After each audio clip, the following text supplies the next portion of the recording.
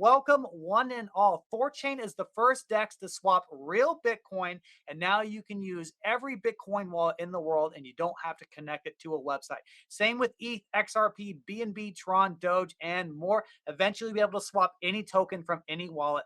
THORChain is turning into a full layer one liquidity engine where apps can be built on top of it. The new app layer, Rujira, unlocks lending, perps, Bitcoin backed stablecoin, token launchpad, NFTs, prediction markets, and much more. You guys, THORChain isn't just a DEX, it's becoming the protocol of pure, uncensored liquidity. Swapping on THORChain is permissionless, there's no KYC. Anyone in the world can use it. To swap on THORChain, go to thorchain.org and click on swap. You do not need to connect your wallet to make a swap on THORChain. New features and functionality will be added to the site over the next few months. If you encounter any issues whatsoever, there is some resource on there for you to submit a token. THORChain's token is called Rune. That is spelled RUNE. You don't need to buy or hold Rune to place a swap on THORChain, but the fees deducted from your swap are used to buy Rune, and this Rune is the yield that goes to liquidity pools and nodes. There are no block rewards on THORChain. 100% of the yield is real, and THORChain is currently deflationary with 5% of the revenue being burned. If you hold Rune on a centralized exchange, you should withdraw it into self-custody because those tokens can be used to short sell Rune and drive the price down on yourself. And once in self-custody, please look into bonding your Rune to a note to earn some yield and help secure the network. A really great site for that, guys, is runebond.com. It is so easy. All you have to do, select a node, request a whitelist, and then bond your Rune. Additionally, a shout out to the audience and to the community. RuneBond, RuneTard, and other node operators can help new node operators and be a broker for finding them. If anyone out there knows anyone who has technical skill or is interested in becoming a node operator, or maybe you yourself want to become a node operator, or at least want to inquire about it, please reach out to me, Kenton, RuneTard. We will get you going. RuneTard is at RuneTard, RUNE Tard on X. THORChain has another token called TCY. This token is kind of like a preferred stock where 10% of the protocol's revenue goes to these token holders. If you deposit crypto into savers or took out a loan on THORChain, make sure to claim your TCY token so you can start collecting this yield. And anyone can buy the TCY token on thorchain.org as well.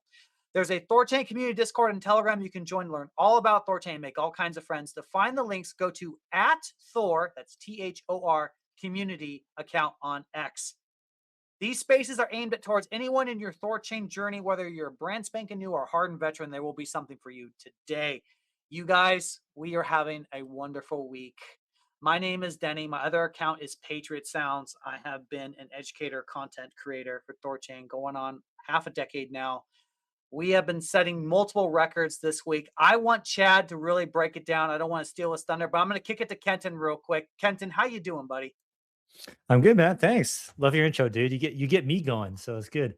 Um, yeah, I'll give I guess a quick update on marketing in the front end. So you guys know that some of the features on THORChain are paused right now because of the security bug, and one of those are limit orders. So limit orders on the front end that's being delayed because they can't do any testing. So that's being held off for a bit for now. Otherwise, what else? There's another little bug about, I guess, the proper ETH balance wasn't being pulled for some people. That is supposed to have been fixed now with Blockchair. We're using Blockchair as the blockchain explorer, but Blockchair said it's fixed now, so hopefully that's good. Um, then we keep having some issues with people using smart contracts to do memoless trades and which doesn't work, right? And people can end up losing their money. Right before we had like just like a warning, don't use a smart contract. But now we're gonna do like a checkbox. Like you actually have to check it off. Hopefully, force people to read it. And so this is more iteration, guys. If you think of something that'd be better explained or how to do something, whatever, just bring it up. Send it to us. But um, when we see these issues, we constantly trying to think of like how do we prevent them. So hopefully the checkbox will help protect people from losing trades and memoless. That's the front end. I've got some from marketing. Some good news.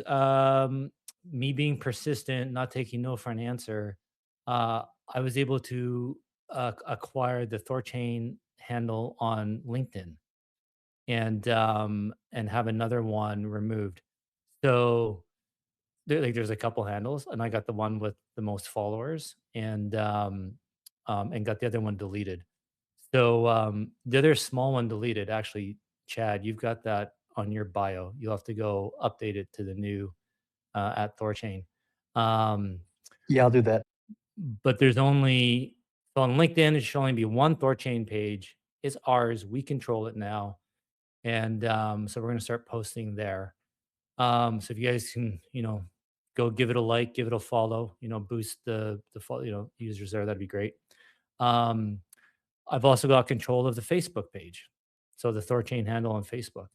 Um, Again, if you guys can go give it a follow, whatever, that'll help. We need at least 100 followers on it before we can start doing certain things, like live streaming or paid ads.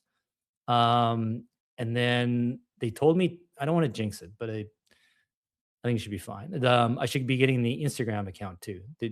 I don't officially have it, but they told me today they're going to get it. They just hasn't happened yet. Um, So you and need the, 100 followers on the LinkedIn or the Facebook on Facebook because there's zero oh, followers Facebook. on the Facebook page. Yeah, yeah. So if you guys can follow it to your Facebook account, that'd be great.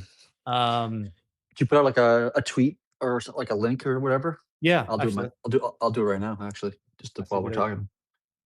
That's a good idea. I've been jumping from a bunch of things today, so link on Twitter. And then so this got me going looking at the other plot, and I got that all for free, you guys. That was just me digging in help desk articles and getting in. I was actually on the phone with Facebook till like 1 or 2 a.m. the other night. Um, they're surprised. It's actually surprisingly helpful. I thought this was going to take months. I'm like, oh, I'll just get the process started, and it's gonna be a bunch of red tape and back and forth, and it only took like a day. And they're like super responsive, and they actually asked to talk to me on the phone. I was like, holy smokes! So and LinkedIn basically just handed it right over to me. It was pretty simple. But so I started looking at YouTube and TikTok. Those are a bit more difficult. Um, and YouTube for now we should be fine because we've got the THORChain community. We'll use that, and they've got some followers and content, so that's the one we're going to use. THORChain community handle on YouTube for now, and then on TikTok, there- it's just so frustrating because some guy got the THORChain handle like 6 months ago, and I'm looking into it. That one might be more difficult, but regardless, like even if we were to get it, we have to have an existing account for them to assign it to. So I had to create a TikTok account anyway, and it's not like we would acquire any users or anything from the existing THORChain account. So we have to have our own handle and just start using that. It's called THORChain Contact. And if I am able to acquire the pure THORChain handle, they would just change our handle to THORChain, and we keep all our followers, all our content, everything the same. So we'll start doing that. We'll start growing that one, and um, yeah. So the goal here is just, we have all this content on Twitter. Let's start reposting it elsewhere. Just start growing the audiences elsewhere. We wanted to start doing paid ads, right? We want to pay to get make our commercials, our content out there. So we need an account to do it. And we just had a call today. Me and a few of the guys were like, everyone agrees we got to do video content. And so we made the decision today we're going to move away from spaces and you start using Riverside. So Chad, hopefully you're cool with it. But basically it'll be like a Zoom call. We'll have video of all our faces, we'll all be talking, and we can stream it live to Twitter and LinkedIn and Facebook and all these other platforms. Do it live. And um, the uh, the only real hang up with doing this is that, you guys are guests and you're listeners, for you to request to come speak, you won't be able to do that like on a Twitter space. You'll have to come to the Restream, sorry, the Riverside site to do it. And so there's supposed to be a link where you can come do it. And apparently you do it within the browser. You don't have to have an account or anything like that. So hopefully it's just as easy for you guys to come up, to ask questions and whatnot. Um, and but we'll also have like a chat box. So if you don't want to come up, you just want to type in your question, we'll be able to get that. Um, and So then what can you still do, like, stream it to to Spaces, or like, the whole thing moves from Spaces to Riverside or whatever? No, it starts at Riverside. It's there, lives there, and then it's streamed to Twitter. So it'll be a Oh, live okay. stream on like the Twitter account, and I don't know if it'll be like an actual post. So people will be able to watch it, tune in on Twitter. Um, Yeah, they'll probably be able to tune in on, like, other places too, like, you know, maybe TikTok or something yeah, else. I'm not yeah, sure what, but yeah. yeah. We can. This is another reason we need 100 followers on Facebook, and we need 1,000 followers on TikTok in order to live stream. Yeah, yeah. But that's the goal, and same with YouTube, right? We'll be able to connect to the YouTube channel and live stream there. So we'll be able to live stream this space to all of the social channels, and more importantly, get rid of the rugging, right? I mean, how many times we've been rugged with these stupid spaces, and um, but the bigger picture goal is, putting faces to our voices, and so when we have these spaces on YouTube, and people want to see video, right? They don't want to just listen to audio, right? And hopefully we can start connecting basically with a whole new audience, and we become more personable to people. And then when with the Coke starts taking clips of these videos and whatnot, um posting them on TikTok and Instagram, YouTube shorts, like the actual, video social channels, hopefully that'll help open up a new audience for us. So, we want to, try and grow and focus on the video content. And the nice thing is, like, there's no real cost. The only real cost to doing this is just, our own inertia, right? And just us getting used to doing something different. But um so yeah, so I think over the next week we're gonna try and get set up here. So hopefully next Thursday we'll try our first one and see how it goes. And yeah, that's what we've been working on. Cool. Nice. Good job. Thanks. Awesome work, man. Fantastic. Is that it, Kenton, on the marketing and social Uh media side? on my mind, yeah, I've been focused on this all week. Uh I don't think there's anything else. Yeah, nothing else important anyway. Perfect, man. I'm really glad you mentioned the smart contract thing. Me and Coke were actually working on a video.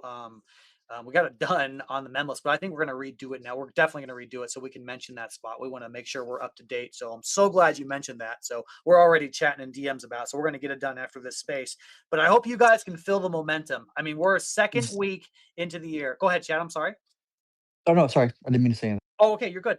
We're the second week into the year. Can you guys feel in your chest? Do you feel the momentum? Do you feel the cadence? Do you just feel the wheels turning? We're just pushing towards Asgard like 100 miles an hour. So unbelievably excited. This second week of the year, we have broken records twice. And within 1 week, twice of the entire blockchain industry. And Chad, this is where I want to begin because I don't want to really break this moment down. Really, this is kind of a lot of your moment as the beginning contributor of THORChain, right? What THORChain started, I think it was 2018 at a hot hackathon in Germany. I think it was Berlin, if I'm not mistaken. I'm going from memory here. And look where we're at today, guys, 2026. And we are breaking records. We are showing the entire blockchain space what is possible. So if there was ever a space for you guys to share, let it be this one. Whether you're listening live or the recording, please share the space and spread the word about what Kenton needs when it comes to social media, getting that Facebook count up. Let's get the TikTok up. But this is where I'm going to kick it to you, Chad. Like, how are you feeling, man, right now, seeing what we have accomplished over this last week? you really, you really give me a running head start on this. Are you referring to like the larger trades? Is that what Yes, you're sir. excited Yeah, about? yeah, that's not exactly what I'm talking about. Yes. Yeah, yeah, yeah. No, we've had these like massive trades. There was like I think there was initially it was this is all by the same person, by the way. Initially there was like a couple of trades on from BDC to XRP, and I think that was like 30 BDC and 50 BDC, which is obviously a lot of money. Um, and then they traded, I think it was like going from BDC to Ether. I think that was like $22 million trade. Like, and that's like, to my memory, I don't know, maybe somebody who's, can like look it up in the data. But like from my memory, I don't recall seeing a single trade that size. It was 22 million, I think it was yesterday, or 21 million. And then today we saw the same address, the same Bitcoin address, did another trade for like 32 million or 33 million, whatever it was. I think it was 32. Passing through the network. It's gonna take about like I think it's like 12 hours for the protocol to process that large of a trade.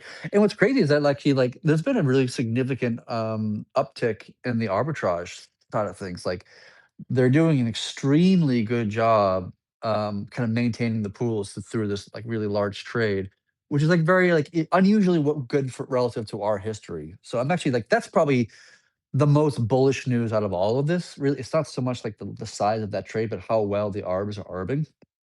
It just shows a level of like new maturity in the protocol, which is obviously very, very positive.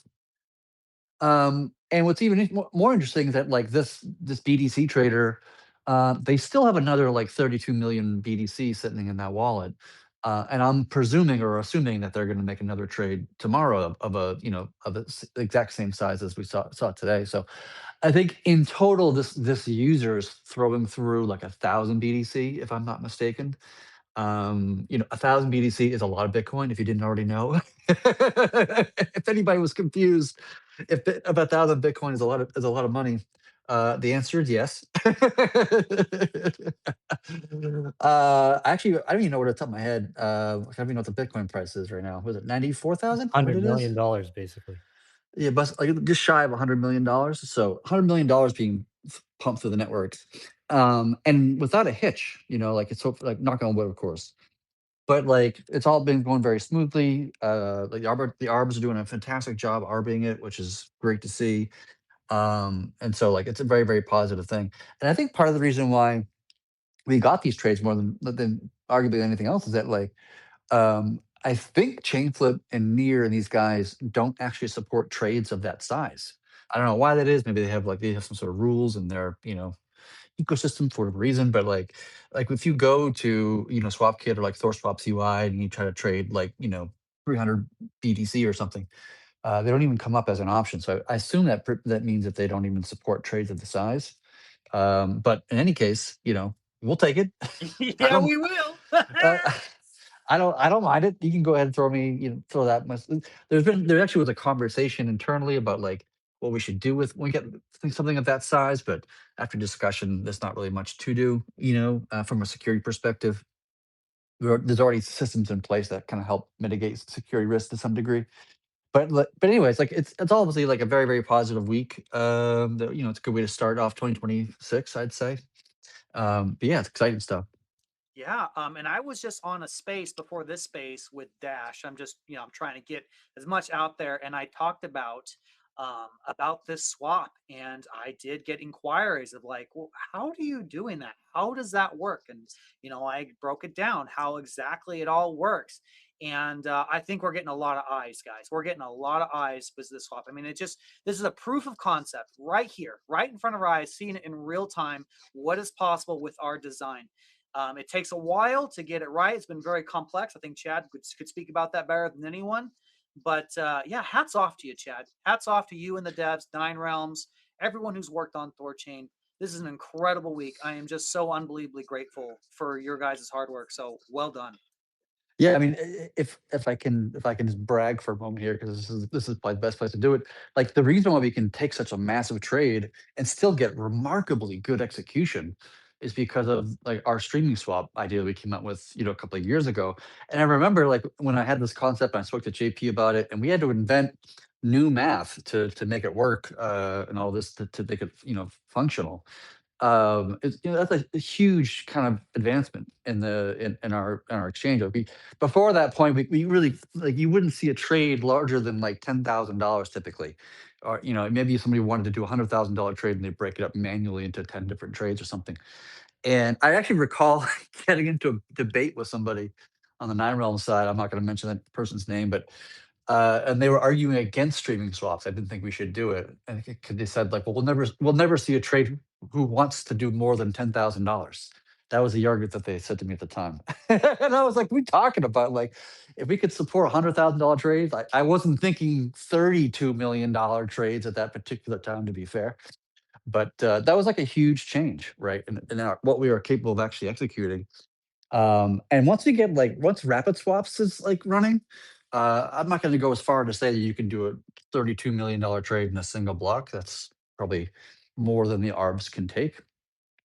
But the trade would happen basically as fast as the arbs can move their liquidity. It's probably how fast it would be, which will be significantly faster than the 12 hours that the current trade is like happening at. So rapid swaps, I'm really excited to see that happen because that's going to make it even better that we can trade, $32 million trade and get it executed like extremely fast. Would be a nice little bragging rights we have. I'm seeing Wait, lots of clapping and thumbs up. Go ahead, Kenton. wait till we're in a genuine bull market. We'll do a $30 million trade over a block. It'll happen. Give it give it a year or two. I mean, in order to, in theory, in order to do that, you would need at least $32 million worth of ARB capital, available on the network. I don't even know how much ARB capital is really like on the network today. I'm not even sure if there's an easy way of calculating that, but the 32 million is a lot. If ARBs become even more mature than they are now, then maybe. I don't know. I'm not going to be presumptuous, but maybe. Well, you never know. I'll say you never know. But I wouldn't be confident about it. I'll say that. What can I? So if you Well, have multiple arbs, can't multiple arbs facilitate one mass? Like if you had like 50 people trying to Yes. arb, yeah, yeah. Right. That's true. well, and also too, Chad, if I remind you how rapid swaps work. I mean, what if what if you've got $31 million trades going the other direction, right? Then Yeah. right? Correct. So, I mean, that's in effect what an ARB would be doing was be putting up. Let's say an ARB has $1 million in the Bitcoin pool specifically. It would swap through that $1 million relatively quickly. Then the ARB would have to take the result of their trade, put it through typically through like an exchange like Binance, for example, or something like this, back to the original asset that it started, but back to the source asset that it started up, and then put the $1 million back in. Right. And so like however long that process takes is like the roundabout time that it takes that ARB to move that $1 million. Let's just say it takes like let's just say that takes 5 minutes or make it easier, 10 minutes, right? So that means like in 10 minutes they can do $1 million worth of trading for this particular like pool in this particular situation. So how long would it take them? 32 minutes? Well, not that long relative to the 12 hours that we're currently trading at. So even if ARB only has 1 million instead of the 32 million, you're still going to execute it relatively quickly to what it is now. But to what Boney Bones was just saying, sorry, was saying is that like you could do it where you have obviously you have multiple ARBs going, and and the collective capital together would be able to ARB it even faster. no, but I'm not even talking about ARBs. I'm just talking about what if there's some random people just doing a one-way swap, but it's the opposite direction, right? It's Yeah, gonna yeah, cancel that's out, true. right? Yeah, that's true. Yeah, absolutely. If there's, you're right. If there's random people just swapping the opposite direction, then absolutely, that could And totally happen. the ARBs only really matter when after you net the flows one way and the other way, whatever is net left over, that's when it really matters for the ARBs, right? Right, but you generally are left to the arbs in most scenarios because if you've got a bunch of capital going in the reverse direction, let's say another 30 million, there's a decent chance you've got another 30 million going in the other direction as well. People trading from Bitcoin to ETH or ETH to Bitcoin, because just making the assumption that at any given moment there's an equal amount of capital going towards Bitcoin and towards Ether. Oh, that's not necessarily true. There's like market conditions that could cause it to, be lopsided on one other. Like in a general sense, in a kind of homeostasis perspective, that might be true. And so the arbs are just kind of are the ones that are kind of leveling out between the two. It's a shame that limit orders are down right now because isn't this a good scenario where limit orders would really help the arbs, where they could place their limits, really help like on big dollar sizes like this? Would that really help them manage absorbing this size trade? Yeah, it would help. It actually would give them probably even better execution, I'm guessing. And on paper, it should. I don't know if in practicality, it's a bit more complicated because there's a lot of chaos in the real world. But on paper, yes, that it should execute even more effectively. Cool. So these trades, they're all going through Trust Wallet, right? I believe so. Yeah, yeah, Yes. yeah. Which is kind of surprising that much money is coming through that kind of wallet. But maybe they're using Ledger on Trust Wallet. That's possible. And some people have noted, if they skip Trust Wallet to use swap.thorchain.org, they'd save money. That's fine for us to notice, guys, but don't please, I don't think it's wise to promote that or talk about it. We should instead be celebrating how many fees Trust Wallet is earning off of this. And if we can say, Trust Wallet made, however many thousands of dollars, off of these trades, we can use that to prod the other wallets and say like, "Hey, Trezor, why aren't you integrating THORChain? Hey, whatever wallet, look what you missed out on. Look what Trust Wallet has done." And you can make these fees too. Uh, Integrate THORChain's API. It's free. Here you go. Right. All it's cost is your dev time to do it. You can do it, pretty quick. That's how we talk about it publicly and promote it, and in turn benefit THORChain. And play nice in the sandbox with our partners, right? We're not trying to cannibalize their volume. We still want them. We still want them to integrate THORChain. So yeah. So if anybody knows how much Trust Wallet has actually made off these swaps so far, let me know. I'm curious. I think I looked at one of them yesterday, and I think it's like 50K. Does that sound about right, or did I misread it? Holy smokes, I don't know. I've Well, been more or less offline. I've had my head down in work. I've really been paying attention to stuff. okay, it's 70 basis points, right? So that would be 0.007. You multiply that times 31 million. I get $217,000, almost a quarter million dollars in fees. I Is think that they right? get the whale thing though. I think SwapKit does a Oh, thing where if like you're a whale, you get like half the affiliate fees. I think, or maybe that's just oh, Thor Swap and not SwapKit. I'm not sure. okay. Then the bot is wrong because it says 0.7%. But I think you're right, Chad. That's a good point. If you make a huge swap, then I think you get a discounted rate. Well, Or that's if it's on, but that on wait, Trust. this is with Trust Wallet. Yeah, yeah, you're Yeah, right, this is Kenton. Trust Wallet, Shit. not Thor Swap, right? The Thor Swap will do that, I think. And Swap Kit takes that 0.7% that Trust Wallet is charging. They pay a portion of that to Swap Kit, but it's not. I know it's a fraction of it. It's not. So I think it's 0.7%. I think it's the full. That's what's being charged. Wow. Wow, that's Congratulations, a Trust crazy amount Wallet. of money. Yeah, that's a lot of Kentucky Fried Chicken, boys. I don't, that's a lot of money for one swap. And well, there was another swap the other day, and like Chad said, another swap may be coming tomorrow. Logically, may come tomorrow. I mean, he did the exact half of what he did, what's left in his wallet. So you could infer that. Incredible, absolutely incredible. It's Wow. literally the amount of BTC left in the wallet now. I think is the almost exact amount of Bitcoin that he's swapping right now. So I'm making the assumption that the rest is going to come through, but maybe that's not true. Regardless, we've already done very, very well. Kenton, I'm curious. Um, do you plan on marketing like when something like this happens? Do you have any specific technique or idea of how you can take advantage of it in promotional context? Well, that was just it. That was the pitch I gave you, and then I relayed that to the Thorchain Twitter account guys. That's how they got to talk about it. I haven't. I think they've been posting some stuff about it. I put a Um, Yeah, I put a thing up top, world record speed run, guys, and call to action to the audience. Sorry to cut you off, Kenton. Please, guys, share that, and like Kenton said, celebrate how much money our partner Trust Wallet has made from this swap and how other people can cash in. Go ahead, Kenton. Sorry. No, that was it. As far as like anything kind of like like bigger idea picture than that, no, I've not thought of anything. I mean, I guess we could write a blog post or highlight it in a quarterly report. Um, yeah, I'm not sure how else to really get it out there beside word of mouth. Did you have any ideas? Like, what did you have in mind? Well, so just to splash a little bit of cold water in the situation, we don't actually know the source of these funds, right? I don't know if it's legit or illegitimate, right? And I think we got burned some when the whole Bybit thing happened, and we were excited about a bunch of like large swaps before I think before we actually understood that the money came from a Bybit hack and whatever.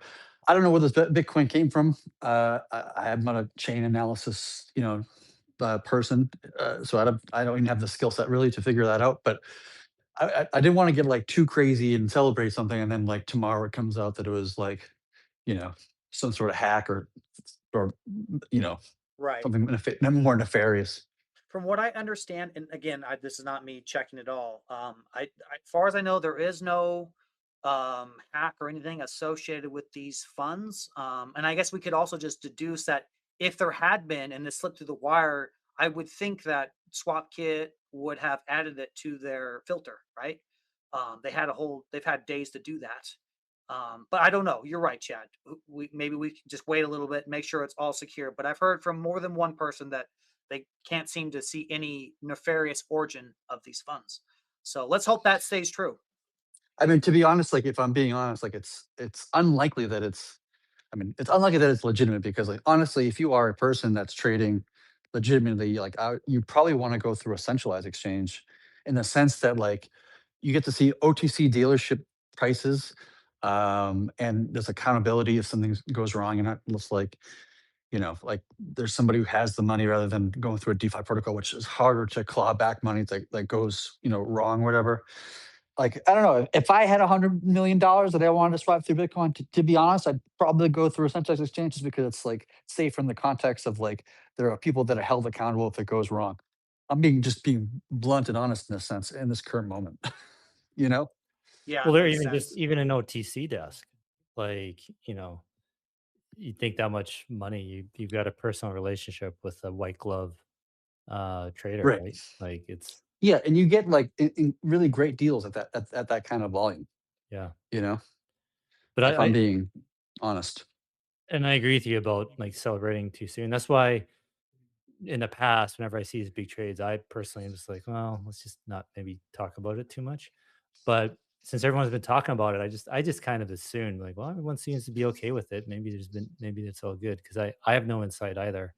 Um, but I feel like we usually find out pretty quick if it's like if Yeah. it's associated, and I've not heard anything yet. So um, Yeah, I haven't heard anything either. To be I should determined, just I guess. I'm just fearing the scenario where, like, something what comes out and then you have people like Zach XPT or other people who are, like, just start yelling about, "Oh, you're celebrating nefarious." We saw this in the past, and it's, like, annoying as hell. I was wondering if what if it's something totally different? What if it's a trust wallet trying to promote trading in trust wallet and be like, hey, look, you can do $20 million trade Bitcoin in trust wallet, like and they're Yeah, trying to that'd be showcase interesting. that. That's an interesting Yeah. theory. I I mean, think they should definitely roll with that, even if it's not their money or whatever. They should, like, and it should definitely be part of their marketing materials. Hey, you can trade $100 million in Trust Wallet, and it works just fine. well, have they promoted it? Has trust wallet tweeted anything about I this? not that I'm not paying close attention to this stuff, to be honest with you. Like, I'm not sitting on I don't really spend much time on Twitter personally. Too busy with other more practical, real things. But, like, maybe I would if I were them. I'd be like, just gives your community and your, more confidence that that they can move real value. Because I think the connotation is that you can't move, large trades. There's not enough liquidity in DEXs and all the liquidities on Binance and Coinbase. And there's some truth to that in some sense, but, like, obviously we're proving it, wrong. I mean, we even saw like a trade, like this is probably one of the most fascinating trades we've ever had on THORChain. So, like if there was some pool, I want to say it was like the WBDC pool, maybe I'm mistaken, and it was like the pool itself was like $4 million, and then somebody traded $6 million through a $4 million pool, and like that was like to me that's incredible. The fact that you can trade larger than the pool size and still get amazing execution That's what we is. have here. That's what we have here. Let me get the numbers. Okay, I got the numbers right here. I'm going to quote here from Dev Discord. This swap with 323 Bitcoin to 8,800 Ethereum, and the pools only have 216 Bitcoin and 2,560 Ethereum. That is almost 4x on Ethereum, and that's over 50%, like what you said, Chad, on the Bitcoin. Oh, yeah, I didn't Incredible. even know that. Yeah, it's pretty amazing, isn't it? All because of the efficiency of streaming swaps makes it all possible. Wow. It's incredible. Yeah. Gosh dang, this is so. Kenton. Okay, we have Trust Wallet hasn't talked about it, and to Chad's point, let's be a little careful. Let's wait a little bit of time, make sure these funds are legitimate. But Kenton, maybe this is because if this is good money, this is a very important historical moment. I wonder if Trust Wallet would be interested in doing a space with us, and we can just talk about it and celebrate it. Maybe. What do you think? You think that's possible? You know what? I have a better idea. Why don't we reach out to Trust Wallet, see if they'll do a space with us to talk about this? Right. Exactly. I'm Exactly. I'm teasing you, man. I'm joking with you. Yeah, I think Dude, yeah. I thought That's I was having exactly a stroke. It took you a while to catch on. Yes, I think that's a great idea. Yeah. Yeah. TC intern, if you're listening, can you maybe DM them? And 'cause I don't have any contacts there. No, Patriot, if you have any, I don't know if you know anyone there. I Um, think, the people at Nine Realms do. Like, reach out to, like, I think Orion or Familiar Cow if they don't. okay. Or maybe even I do. You know what? I don't even pay that close attention to my, Telegram that much just 'cause like I said before, I'm busy with other things. Uh, oh, yeah, I am in a group with Trust Wallet, so maybe I can reach out. There you go. There you go. That's really cool. How exciting, you guys. This would be, I mean, that for yeah, they would want to do it because it's such an incredible amount of money that they swapped within their app, the amount of money they earned. And it just shows like it goes to their ethos. We are trustful. You can trust us with unbelievably sized swaps in our own app. I mean, game over for them. That's absolutely wickedly awesome. Kenton, I just added you to the Telegram group, Oh baby. Oh baby. so if you wanna, like, you can take off from there and see if you can get some interest in doing a co-space. Are you guys so Awesome. excited Thank in you. the audience? You guys are listening to this go down in real time. This is so unbelievably cool. I could riff on this new big swap all day, but Chad, I do have a couple questions from the Sure. community. Um, okay, this is something that I have been getting blown up on all week. Okay. And I'm getting blown up by people on X who are not even necessarily part of a Thor chain. They're figuring out Thor chain. They're looking. The question typically is when Monero. Now, that's not the real question I want to ask you, when Monero, because I know we've talked about that before.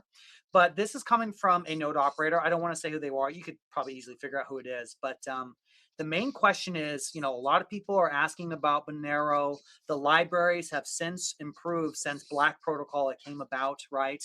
Um, can we add Black Protocol code that the libraries improve?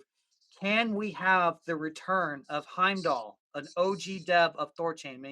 Maybe some people don't know who he is, absolute legend. Do you think that is something that can happen, the return of Heimdall for this one task? That's Uh, the question.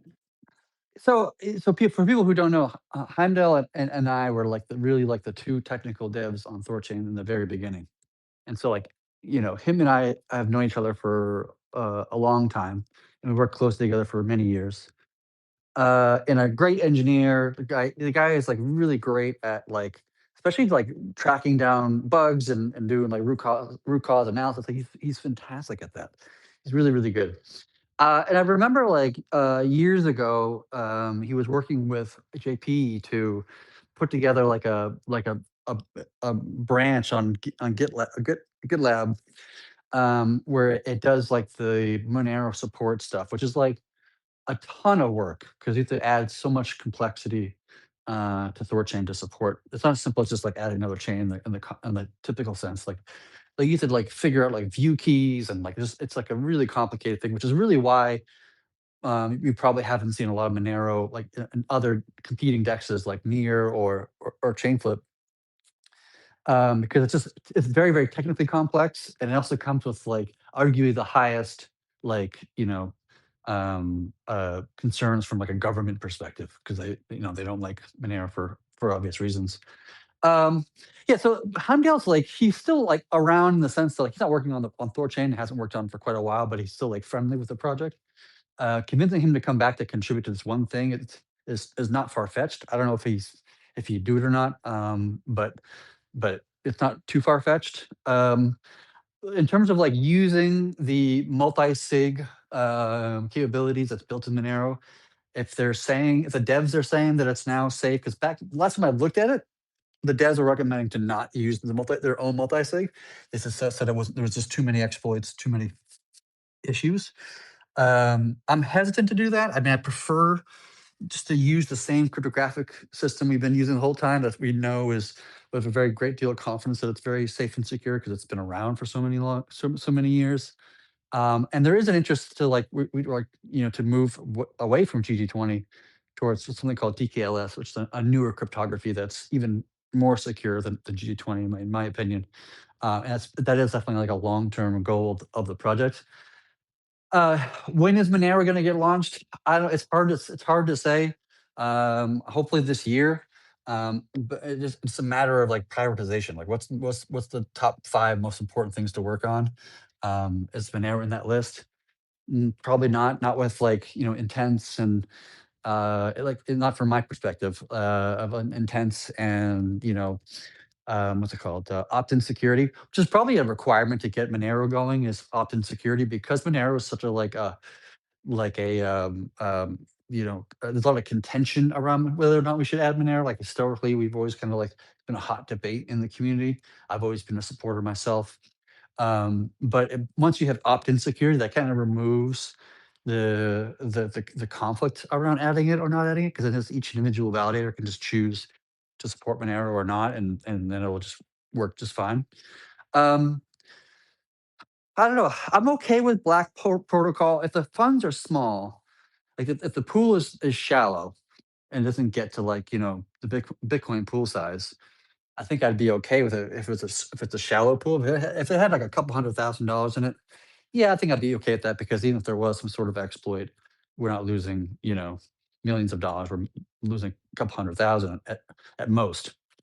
I So sent. I Oh, yeah, go ahead. oh, I'm sorry, Chad. I sent you the link you don't have to look at it right now of the specific point in question because your point was excellent because we don't want to distract the current devs from what they're doing. That's why the node operator one know of Heimdall would make a legendary return. I don't know if you saw that thread in Dev Discord in the general section where basically it's like 20 plus people just chanting out Heimdall's name. The whole list of people was so cool to see.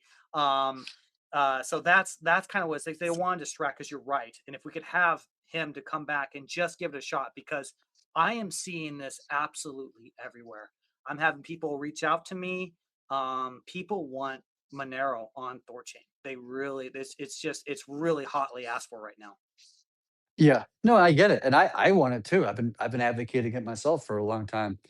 Getting kind of like come on, that's something I'd have to reach out to him, or JP and I would have to have a conversation with him and see if he's willing to step back in the fold. And I don't know what's going on in his life. I don't know if he's busy or not busy or what. Like I don't know what that is, but possibly. I can't say it one way or the other. I haven't spoken to him in a while. Of course, of course. Yeah, no pressure on you whatsoever. But that's the question. It's a hype train right now. Everyone has just got thirsty for Heimdall for for some reason. So I sent you their link too of the thread. It's just really funny. I just love how spontaneous that was. Um, Yeah, yeah. okay. Let me see here. I don't think I have too many questions. You guys, this is a big, big space. If you guys go to the THORChain Telegram, you can ask any question you want. Of course, people can request to ask direct questions whatsoever. But yeah, man, this has been really great week. I'm so on. How do you feel? Like I want to ask again. I want to know personal satisfaction. How do you feel internally just seeing what's going on through Thorchain right now? Does that give you deep satisfaction, or are you hungry for more? You're like, this could be better. I'm not satisfied. Like, how do you internalize it? I mean, for me, I see it as a validation of the design. That's how I see it. The fact that somebody can make a massive trade, the fact that somebody has made the train, like somebody made the conscious choice that they wanted to swap $100 million, and they chose to come to Thorchain of all places. That's like it's a validation of the community. It's a validation of the product. It's a validation of our reliability. Validation of a lot of different things. I think that's what I take out of it more than anything else. And I do look forward to, like, as Kenton kind of alluded to earlier, that, like, in a more bullish market, we're gonna naturally gonna see more volume, I presume. And with that, you're gonna get, like, maybe more of these massive trades, and more validation. I do have a question now, and I totally agree with you, by the way. So people were interesting because me and Coke have been playing with this, and I've got other questions too. Long tail assets on memoless. If we talked about this before, I'm sorry, I don't remember exactly what we said, but there are some assets that memoless does not support. I know we got rune support coming. Are all long tail assets coming at some point? Could you maybe talk a little bit about that? For memoless? Yes, sir. Yes. I got Yeah. I think the only reason why memoless doesn't work for other assets, and it's predominantly just the what's it called, the ERC20 types, right? Like all the gas assets work. To my knowledge, like secondary assets on like other chains that are not EVMs, I believe works, but I'm not 100% sure of that, so don't quote me on it. But it just requires, I think, a router v6 upgrade, which is something we've been talking about doing in our weekly engineering meetings for a while now, and we keep on talking about getting it done and getting it done, and then not getting done and wanting to get it done. So I think once router v6 gets adopted, I think then we can do memoless for ERC20s and that kind of thing. Any arbitrary asset should work in theory. very cool. I think that'll also help because with the Coke and I were doing a video and we picked an asset that wasn't supported and we're like, oh, okay, well, this is something we definitely can improve. So glad to hear. That's awesome. Kenton, did you have something you wanted to add? Uh, yeah, Patreon. People don't know Patreon are messaging each other in Telegram. I'm trying to post something to this space. I'm trying to post my tweet for the links to LinkedIn, Facebook, and TikTok, where people can go and follow those pages. I got you, Y- brother. I shared it. I'm y- gonna get it. So it's we acquired the Thorchain handles. Yeah, Yep, I yeah. got it above. Yeah, Um, I got you. and then TC intern, if you're listening, if you can, over the next couple days, maybe I'll talk to you later. But maybe we should maybe post these a few times and try and get some followers there. Try to get it going. Thanks. There you go. I see it now, Patriot. Thank you. Yeah, no problem, brother. And yeah, guys, let's for those who are just tuning in, we need to hit certain follower thresholds on Facebook. I believe it's 1,000 for Facebook and 1,000 for TikTok. So help us get to 100. We definitely have more than 100 people active in this community. Tell your friends, share it to your various node operator groups. Say, hey, if you're on Facebook, just follow this. Let's get that three digits. That way we can get marketing going. This is how we all work together to get the show rolling here, get the wheels turning on Thorchain. We have a lot to do this year. We're hitting the ground running, guys. So super exciting. I'm still on the lookout, guys, for questions. We've been chatting about the record setting day, this record setting week, I should say. Um, uh, do you have anything on your mind, Chad, that you want to discuss? Anything? Oh, the Hugin. Let's talk about the Hugin AI. How's that going? It's going pretty well. It's actually been really fascinating because um, there's been a sudden influx of bug report bounties to our security team, um, since like Christmas basically, and we're realizing that a lot of these bug reports are just like the things that like Hugin's already found, right? And so it tells me that there's like, I guess because of the holiday season, people are, off of work and they have more like, free time. And then also Claude Anthropic doubled the like the caps, of using their LLM. So that there seems to be like a big push in just like the general, you know, security industry to use Claude or something like it to, analyze random code bases, not random, but just specific code bases, and find issues, and then use those as kind of pathways to, um, you know, uh, report bug bounties. So, like the timing that I had to build this Fugan bot and start to find these things, kind of funnily, comically, just kind of coincident, it happened more or less the same time as like everybody else, more or less. So that's what it seems like to me, at least. So, um, myself and the security team have been going through a lot of these kind of things that Hugan found. Vast majority of them are like not even issues; they're just false positives. I'm actually surprised like how many false positives we get through, using these kind of AI models. Like it's more frequent than I would have guessed before doing it, which just tells me that there's just additional work that needs to be done to like reduce the false positive, reduce the noise, increase the signal, kind of thing. And so I'm going to be, actively working on that over the next, quarter or two. But it's going like really well, and it's found like a bunch of things. Most of them are like non-issues, like either not even the false positive, like it's actually found something that like could be deemed to be an exploit, but it's not an exploit because of this other part of the code that the Claude system didn't even realize or look at. But it's still good to patch anyway, even though it's not an actual exploitable, exploit in a sense, but still good to do it anyway, just be, completist about it. But yeah, it's now like producing its own PRs. I think we only got one merge already and more coming. And we're going to be doing a lot of work around like improving its ability to like do it more effectively. So like one example for I wanted to think about doing is like getting multiple agents to work on the same issue. So it kind of reminds me of the old movie Minority Report. You guys remember that film with Tom Cruise back in the day, Minority Report? Yes. And they Yep. and they have that like the precogs. Remember the precogs? There's like two twins, and then Agatha, I think, was the name of the female precog, and she was the stronger of the three or whatever. And it's like they collectively work together to define whether there's going to be a murder in the future. Do you know what I mean? That makes sense. Yes, I know exactly what you're talking about. I know exactly what Hopefully, you're this talking about. makes sense to people, and I'm not just like being confusing as all hell. But like, I kind of thought they did like something similar where you get like a bunch of different LLMs, Claude and Gemini and Codex and whatever else, and they analyze, they find some sort of issue, and they try to convince each other. They have a conversation, a little round table conversation, and they try to convince each other that this is an issue, or they convince each other that this is not an issue. It's actually not an exploit because of this, or it is an exploit because of that, or it's not even an exploit, just like this is a bug in the code that should be fixed or whatever. And then they go through that and they do it several times each. So when validating if something is a false positive, then it evaluates the same thing several times, like best out of five, let's say, so that it even further reduces its like noise to signal ratio, so they have much more signal, a lot less noise.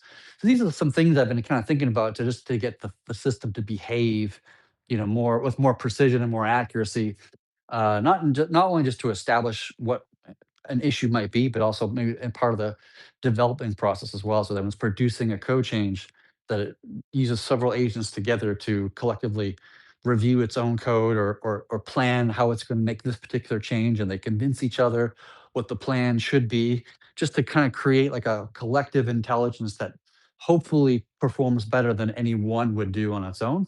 I don't know if that makes sense to people. This is my thought that I'm kind of considering of like building out, to help just make it even more efficient, or more effective as a tool to help us find problems and fix them, and monitor mainnet for potential issues. Makes sense to me. I mean, there's so many models out there. You got Claude, you got Anthropic, you got all kinds of stuff. So, yeah, I think it's a really interesting idea. I'm curious. I know you're still going through the things that are being submitted, but how many? Maybe they're not the biggest things in the world. Maybe they're just like slight improvements or just slight redundancies in code. But how many positive things would you say he has found so far, even if they're not even that big of a deal, roughly? Um, I'd say probably like one or two. Like Initially, it found like hundreds of GitLab issues or hundreds of potential bugs. Then I made some code changes to make it more resistant to false positives, and it went down to like 100 or so. And then myself and the security team, we started just kind of like going through them one by one and manually just trying to confirm or deny or whatever the legitimacy of whatever the claim was. And we found like a lot of them were, even though like it would probably cut it down another half or so of so like this is not really an issue. And then like of the ones that were an actual issue, a lot of them were just like what I was explaining earlier, where that's like, yeah, technically like this code could validate this thing or check this thing before going forward. That would be a good thing to do. It's not really an exploit because this thing is validated or checked before, in this earlier part of the code or maybe even later part of the code, depending upon the scenario. So it wasn't like a big issue or anything like that. But no, you should check it anyway, right? Like security should be an onion. It should be layered. And so, you're not just reliant on one specific part of the code to be the crux of your security. You want, layers of it throughout the entire system so that if there are, if you miss one, another one will catch it later on. So we'll make those changes like, in the nearest future. But in the end, like I would say there was like one or two like good bugs, and the rest of them were either false positives or, misdiagnoses of things. Because like when I was doing this initially, I was asking the Hugon to look for like what we call P0 or P1 issues. Like P0 is like funds are at risk, the network could be halted, funds could be lost because of this trade bug, whatever. And then P5 would be like very trivial, very small things, right? It's like priority list. P0 is highest, P5 is lowest. So I told like to only look for P0, only look for P1. Don't worry about P2, 3, 4, 5. Like we can do that like another day. Let's just stay focused on like the highest priority things for now. And then once we burn through all the P0 and P1 bugs, we'll probably like, turn on P2 and then start burning through those, in the kind of in that kind of sequential order. So it found a lot of things, but very little of it was actually like a significant problem. Yeah. So let's say it finds a P0 P1 issue. It's going to secretly tell you about it first, right? Like it doesn't make anything public. Is that how it works? Like it finds some critical bug and Right. yeah. So what it does is it creates a GitLab issue with confidentiality turned on. So you can create GitLab issues Gotcha. that are private and that the only people who can see it are like developers like myself, for example. Maybe for like, P2 or P3, you can just like make it public because those aren't going to be, significant issues. Although you could make an argument that it's miscategorizing this thing. It thinks it's a P3, but in reality, it could be a P0 or like something like kind of false analysis or making a mistake in the analysis of what the priority should be. But right now, it just doesn't. All the issues that it creates are done in a private fashion, and then humans get to go in there and like review it all and close issues that are not really a problem or whatever. And then we can assign the task to the Hugon bot. There's a little like when a GitLab issue, you can like assign it to somebody. Like this is your task to fix this issue, whatever this issue is. And so then the human can come in and like assign it, you know, to Hugon. And then Hugon has its own little script that it runs that like will like pull issues that it needs to work on, and open up a PR that or merge request to address that concern. And then humans go in, review the code change, and I can get in there, and I've already done it a few times where I can like comment and say, hey, this is great, but you missed this, or don't forget about that or whatever. And then it'll read the comment and it'll like make a change and update the PR again. And I can comment again and hit approve and eventually hit the merge button. So humans are still part of it, the critical components and parts of the system. At least it is for now. And so yeah. To answer your question, I think I've answered it. Yeah, you did. 100%. Yeah. Okay. Very Yeah. cool. That's the only possible thing I could think of. And I figured that was going to be the answer anyway, but got to ask. Okay, guys, I'm looking for questions in the audience. I'm not seeing any. A lot of people, we did talk about I the I go ahead, I have Kevin. a question. Yeah. Remember Patriot? We had Paul Pui from Edge Wallet on last week, and he had a question for you, Chad, Mhm. or for THORChain in general. Is when you do a large streaming swap, if like the price moves in like the first like swap or two fails, chances are Mhm, all the rest fail, but you got to mhm, wait however many hours for it to go through before it you can re-enter your trade. And he was mhm. wondering, is there I'm pretty sure this is question and comment. Is there any way to like, if the swap fails in the first few attempts, few blocks or whatever, can the whole thing just be canceled instead of waiting the few hours to go through all the different tries? Does that make Um, sense? yeah. So, I've had some thoughts on this lately, um, out of coincidence to some degree. Yes, it is possible to do something like that. The simple answer is yes, it's possible to do something like that. Um, I'm not sure if it's because, I mean, what is the analysis that decides to do, like, how many swaps, like, if it's, do you wanna just hard set it, like, if the first 3 swaps, first 30%, because that could be 1 swap or 30 swaps or 100 swaps or whatever, and does that change the analysis and, all that kinda stuff? I think the better way to do it, the better solution to it, I'm thinking, is just that being able to cancel those transactions. 'Cause right now when you do a market swap, it's kind of fire and forget. There's not really an ability to like cancel it or change your market swap after the fact. And so like, that's kind of, I think that's the root of it more than anything else, like giving you the ability to cancel if you choose to. And I think what's like what I've been thinking about lately, and this is not like high priority, so I'm not gonna be like rushing to do this, but like I feel like there's a lot of opportunity to like really simplify our swapping kind of like world in some sense. Like we started off with like that's like straight up swaps, and then we went to like streaming swaps, and then there's like limit orders, and then after like and there's like editing those limit orders, and then there's like also the idea of doing like we've talked about adding DCA swaps, so you could do like long term trades that like slowly buy into an asset or sell out of an asset.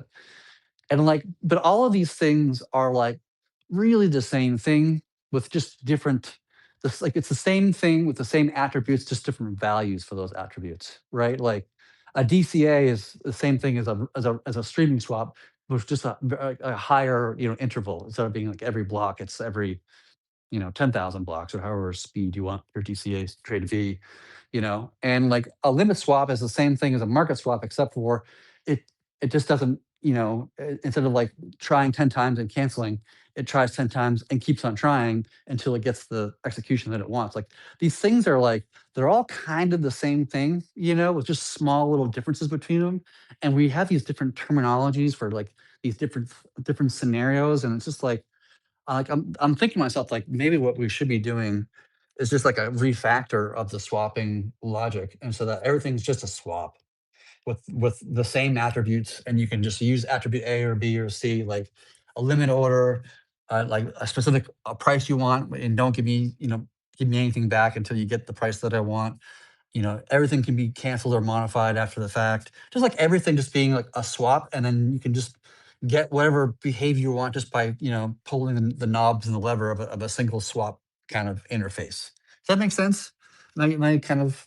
I'm not sure if I'm being clear in the way that I'm communicating here, but I might be like poised to kind of refactor our swapping system to be not like just to be like a single swapping mechanism that has a few different levers you can pull on that can achieve almost any kind of output or behavior that you want. You know? I think I understand. But isn't that kind of the point of app layer? Is that that'll be more granular there? Um, Well, the app layer like can do whatever they want. To me, I'm just thinking about the layer one base layer, and I'm thinking to myself that like maybe this is a little bit more complicated than it needs to be, and we can just simplify it. And to be honest, it's really more like simplifying the code more than it is anything else. We have this like different pathways within the code for, a streaming swap that will, behave a little bit differently in that scenario, and a limit swap behaves differently in this scenario, and this happens in that. It just like makes the code a little bit more complicated. So maybe I'm just thinking more from a technical coding perspective than an actual something else. But I don't know. It's something I'm going to continue to think on and ponder on in the coming months. But like once we get to a place where we get to ossification, and we're just looking to shore up our current thing and not really, and just trying to make the foundations more stable and solid, blah blah blah. That I'm considering the idea of like refactoring just to make the code a lot more simpler, and then just call everything is a swap, and and you can just has some lever attribute that you can get whatever behavior you want. I don't know. That's just a thought. Well, I mean, it sounds good to me. I mean, the user will have as much uh, choice as they want, right? A much, Yeah, yeah, yeah, it's like they have a lot of choice to pull whatever levers they want, and it's up to the UI to expose whatever levers they choose to expose to keep it simple for like simple swaps or really complicated for like hardcore traders. Like it's up to the UI to kind of figure out what they want to do. got it. Actually, this makes me think of something else. So, I was kind of going through the uh, priority list of things on the front end, and the next, like after limit swap, we're working on limit orders, the ability to do permalinks, so like Bitcoin to Ethereum, Dogecoin, AVAX, and have it pre-populate in the on the swap interface, so we can use those links for like CoinGecko and CoinMarketCap and stuff, and Oh, then that's nice. be able to adjust the streaming settings. So that's kind of what should be coming out in the next couple weeks. And after That would that, just be that would just be query args, right? You would just put up some query args in the URL to determine what the source address is, but target address, target asset is, so forth and so on. sure. Or are you talking about permalinks, like in the sense of maybe this is too technical to get into right now, actually. Sorry. Yeah, it's okay. And I'm going on a bit of a tangent. I'm just letting you guys know kind of what's we're working on now. But the next thing after that will be like actually have all the features like bonding, pooling, and all that kind of stuff. And I was looking at going through everything, and I came across Rune Pool, and I'm personally not a fan of Rune Pool, and I was thinking, what you just said earlier, the UI can decide what they show to the user, and Yeah, I'm wondering, and I was thinking, well, should we only just show withdraw for Rune Pool, or should we also show deposit? And I and thought room pool was being. Maybe I'm mistaken though. I thought room pool was going to be decommissioned or something, or am I confusing it? Well, I hope so, and I think that was always kind of part of the plan, but I don't think nothing's happened. Um, Yeah, and I'm pretty sure you can still deposit into it. I could be wrong, I but could be wrong too. I'm not sure. yeah, and so in my mind, like if we're gonna show this to our users, should we only show withdraw? And then if somebody really wants to deposit, they can do that through like a memo. They can write their own custom memo or something, or being the official front end, is it kind of on us to show every possible feature? Um, I'm curious what you guys I think. mean, I would lean towards every possible feature. I think room pool. I thought room pool was in the similar boat as Thorfi in the sense that it was all being retired and you know, but maybe I'm mistaken. I'm not sure. I wasn't even around at the time that all these conversations were being had. But if that's the case, then yeah, you withdraw only. I guess I don't know. I'm not sure. Yeah, I think that was my memory serves me. Rune Poo was kind of thrown in there, like let's just get rid of it and clean up THORChain. And I think there's general consensus on it, but I think um, I think just nothing got done because it was just like Yeah, yeah. it was just too much work and effort, and like I think if I remember correctly, I think the idea was the yeah that we were gonna yeah, how did it work? I'm gonna stop talking. I forget. Um, but I know we did talk about it last year, and I'm pretty sure it just kind of went nowhere. Yeah, yeah. I mean, I can look on the chain right now and see if it's look at the mirrors and see if there's anything that's turning it off or anything. Um, doo-doo-doo.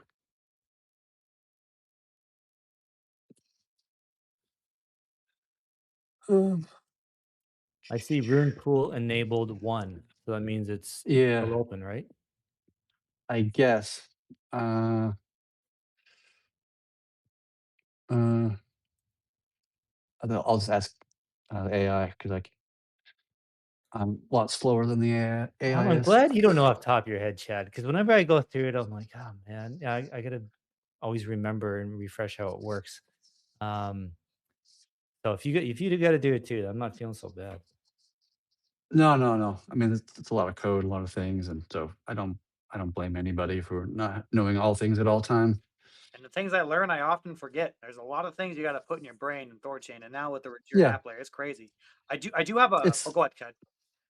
yeah. So it is enabled in this current moment. So you could deposit if you wanted to. I think, although I'm not sure if everybody wants to or not, but it is there. So it still exists one form or another. Well, I'm wondering if while things are kind of quiet in Discord, I wonder if we should start a vote maybe to disable deposits and just start winding it down. Um, Yeah, maybe that might be the right thing to do. I don't actually quite know off the top of my head. I think it requires a deeper conversation with the rest of the devs and the team to think about what its future is. Sounds 'Cause good to me. at least if we disable deposits. Oh, I think. Well, not maybe. Yeah, room pool enabled. I think if we change that to 0, that might prevent withdrawals as well. Yeah, that might. I It think might. that maybe that's what it was.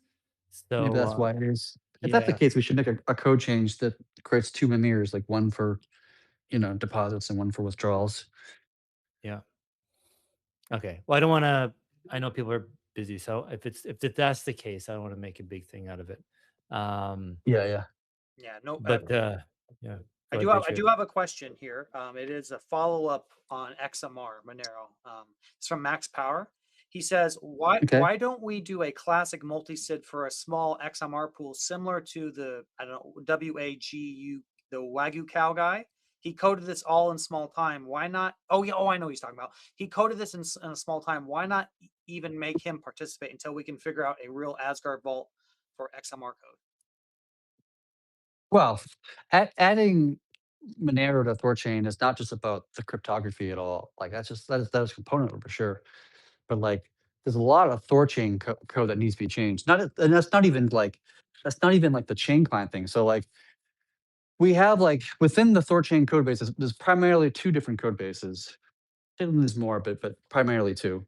And that is the Bifrost code, and that is the Thor node code. The Thor node code is the actual blockchain that has, like, that is the actual things that all the we validate on for the nodes.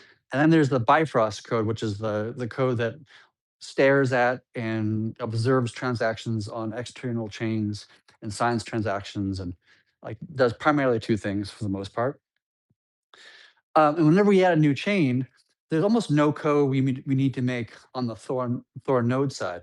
There's definitely a little bit, but it's very, very small and very, very easy. Almost all of the work is just doing the chain client itself. And I think if we were to add a Monero, it's not just a bunch of Bifrost changes, it's also a significant amount of Thor node changes as well. So it's not just about the how do we securely store the Bitcoin in a cryptographically secure kind of way. And I don't even know if using the multi-sig is even an option for us because we have usually multi-sig have a limit on like um, how many signatories you can have in a multi-sig. I think for like Bitcoin, I think the max is I want to say I want to say like 18 or 19 or like somewhere in that vicinity. You can't have a multi-sig larger than that many. And it's different per chain. Like every chain has like a different amount.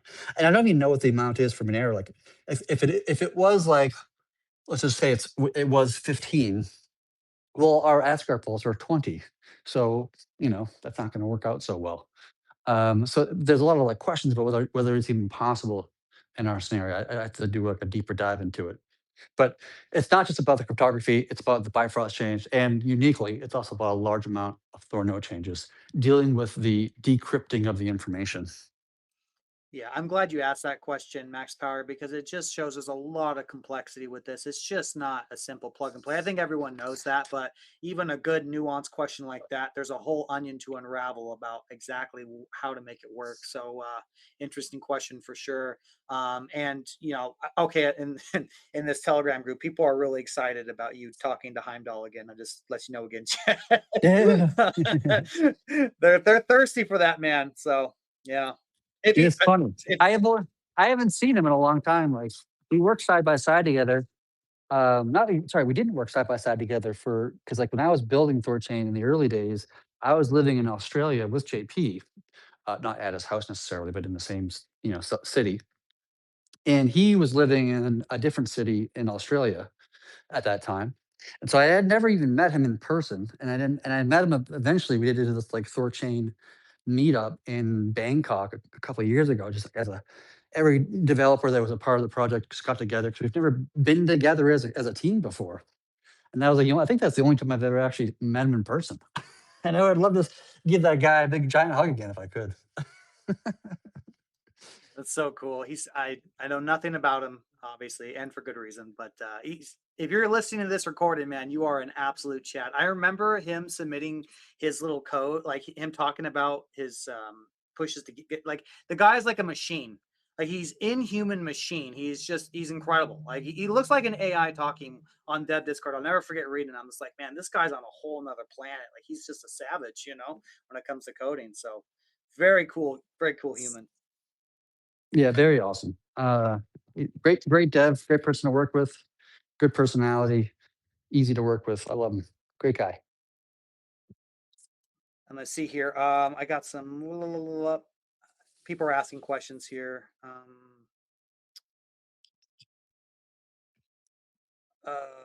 Okay, no, I can't formulate that into a question. Okay. Thanks, guys. I appreciate it. I made efforts. I know.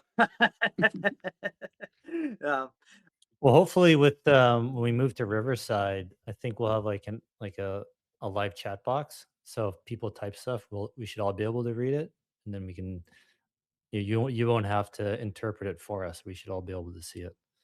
Yeah, So that'll be that yeah. helps.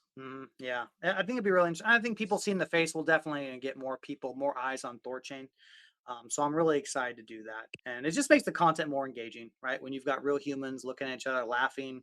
Because right now we're just a bunch of dudes like talking at a mic. It's not super thrilling, But yeah, very cool. Kenton, did you have anything else at all? I'm waiting for questions, guys. If we got nothing else, this has been a wonderful space, record-setting week. But if we got nothing else, maybe we can close down early because me and Coke got work to do. we got some videos to shoot.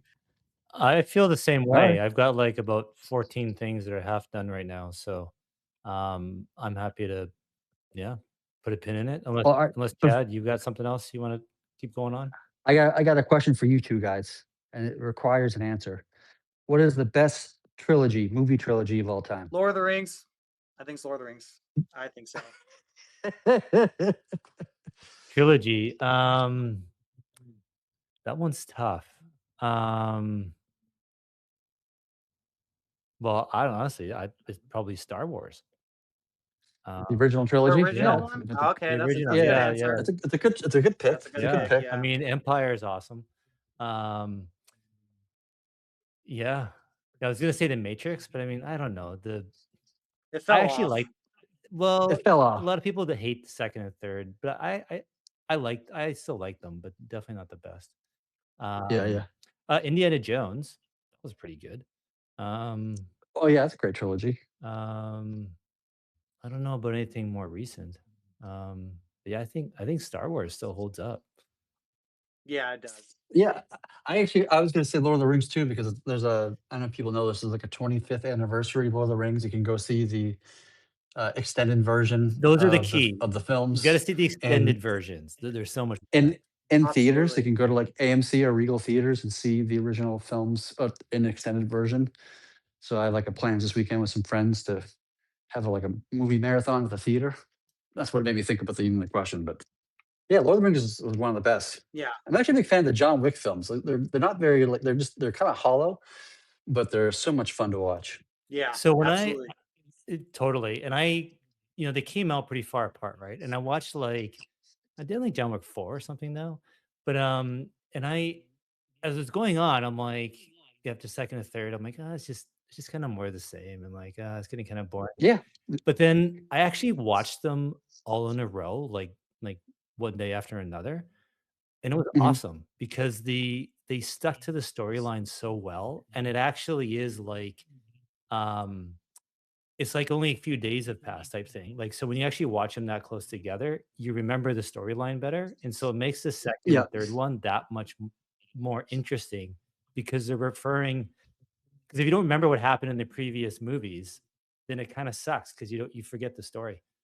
Um, so watch That's the thing, is like nothing happened in the previous movies because it has like no plot line to it. well, It's it just but like it does. guy with gun beats up people, right? That's like the entire plot line right there. It's like the Taken films with like Liam Neeson, where he's just like, "This is no story here." It's just his daughter gets kidnapped for the nth time, and he just goes beats up some like Albanian guys, and that's like the whole storyline. And I don't care. It's fun. Oh man, and Are you I love gonna Chad, are you gonna dress up for the Lord of the Rings movies? I am actually. I am. Frodo. You're gonna be Frodo. I I did the Gandalf because I'm tall and Oh skinny. Like yeah, that's I thought perfect. Gandalf would make more sense. So I got a wig and I got like a long pipe. This is the cheapest crap on Amazon. So it's not like expensive or anything.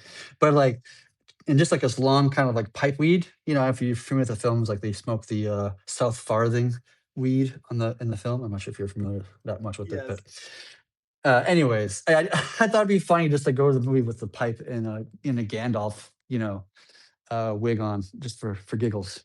Yeah. You might even be underdressed. Oh, sorry, Patriot. No, I was gonna say Chad is tall. I've hung out with him a few times in real life. I'm almost 6 foot, I'm like 5'11", and I look like a baby next to him. Like it's embarrassing. So that's perfect that you're Gandalf. I forgot how tall Gandalf. Well, of course, he's with hobbits, right? I would be your hobbit if we were to go. We do have a speaker that did join up. Scott, how you doing, Scott? What do you got for us?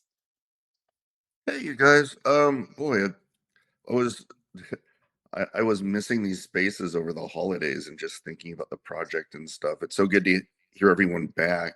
I've a few questions and a little trip into my fantasy land of what might come down the pipe for us if we decide we want to work on it. Is it okay if I run those things by and take a few minutes? You absolutely Sure. can.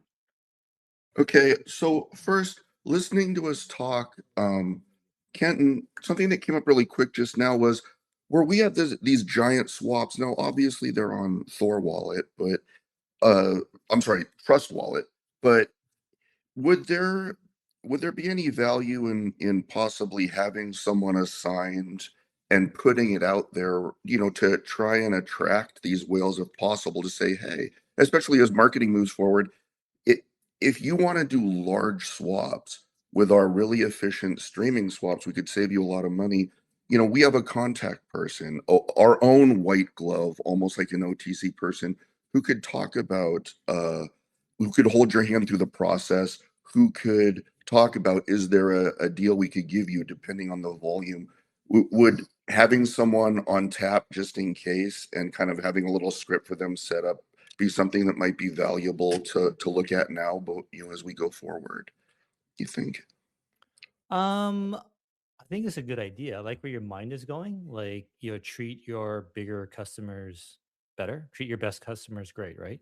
Yeah, that's Um, what I'm. um, kind of the way I kind of view it is, well, this is why I think we should have a tiered fee schedule so Mhm, that the big trades are automatically get a discount without any human intervention. And then, okay. as far as like kind of like the white glove service, that's what I view THORChain community Discord. That they want to go in and talk to somebody and have their hands held, and the kind of nice thing with the community is they try to treat everyone the same, whether you're $1,000 trade or $1 million trade. Um, and so I don't know if maybe in the THORChain community Discord we could have like a whale section, but then how do we prove it? Um, in Mhm, my mind, like THORChain is supposed to be like more automated and do it yourself. mhm, And we should make it. and again, just in my mind, kind of the way I've thought about it before your question is, um, we should make it as easy to use for a whale like upfront, and so that they don't need the white glove service. They don't need their handheld. If they can just go do it. And um, but yeah, I mean, I'm not. It's not a bad idea. I just honestly have never really thought further about it. Well, Yeah, you can actually within Discord prove that somebody is a whale or not. We already kind of do it already with our make relay command, where it validates that this person talking is, a node operator, and it does it just by like cryptographically signing a message onto a server that broadcasts it for them. So it is possible to do it if it's something that you're really interested in kind of pulling on.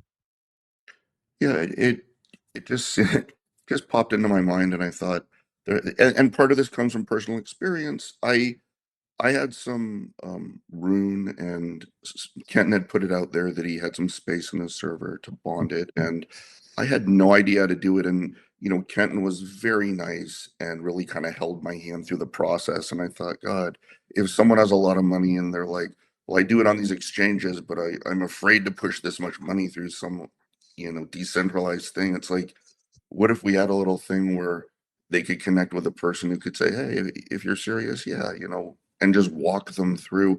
But it can't, and obviously it would be ideal if we made it so intuitive that even a normie would come up and go, oh, how simple, boom. So if we get there, I would love for us to not even need to think about that. But this is just one of the things I wanted to throw out there. The the other was a question. I think Chad might know more about this. There was a discussion late last year or mid late last year. And there was a great sketch that they put up about a way to connect Maya protocol and THORChain. They were using the Ruggira app layer to do it. And what it essentially did, and this may be in the works now, my understanding is there have to be a vote for it to be completed, is it would allow both Maya and THORChain to share all of the assets that they supported, not the intents, but the actual full-on chain support. And that the idea is it would maximize the chain carrying capacity of both. Each could use all the others they could hold. And obviously there's going to be a max, something like 20 or 30 chains or however many total we could hold before it just becomes too cumbersome for the project in general. And I don't understand technically how those limits work, but I've heard that thrown out as I've followed both projects. Is that still in the works? Is that still something that people are excited about, or was that just an idea that is kind of on the back burner now? Because it's looked beautiful when they drew the diagram out. Yeah, I vaguely remember this a while ago. Maybe like it must have been maybe 2 years ago. I remember there was active conversation between myself and JP and the Maya team to Yeah. create like a more like close coupling between the two, a dedicated kind of channel to swap back and forth. Mhm. Like so if you were to um, I don't know whatever happened to that. If it got deprioritized, or I'm not sure. I don't recall like what the final result of that was. I I, I think there, if you were to bring it up in the dev team now with the Maya protocol now or whatever, there'd probably be a lot of support for the idea.